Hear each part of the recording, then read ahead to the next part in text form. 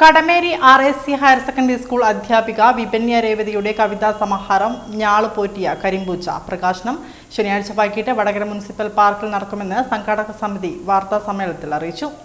എഴുത്തുകാരനും പ്രഭാഷകനുമായ സുനിൽ P. ഇളയിടം, സാഹിത്യകാരൻ രാജേന്ദ്രൻ എടത്തുംകര എന്നിവർ പ്രകാശനം നിർവഹിച്ചു. 40 കവിതകളാണ് പുസ്തകത്തിലുള്ളത്. ശ്രീമതി വിപന്യ രേവതിയുടെ ആദ്യ കവിതാ സമാഹാരമായ ഞാള് പോറ്റിയ കരിമ്പൂച്ച എന്ന കവിതാ സമാഹാരത്തിൻ്റെ പ്രകാശനം 16-ാം തീയതി ശനിയാഴ്ച 4 മണിക്ക് വടകര മുനിസിപ്പൽ പാർക്കിൽ വെച്ച് നടക്കുകയാണ്.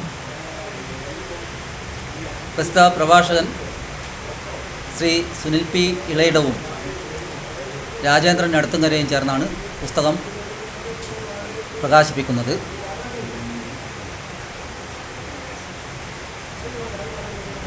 ലോഗോസ് ബുക്സാണ് പുസ്തകത്തിൻ്റെ പ്രസാധകർ. കടമേരി RNMHSലെ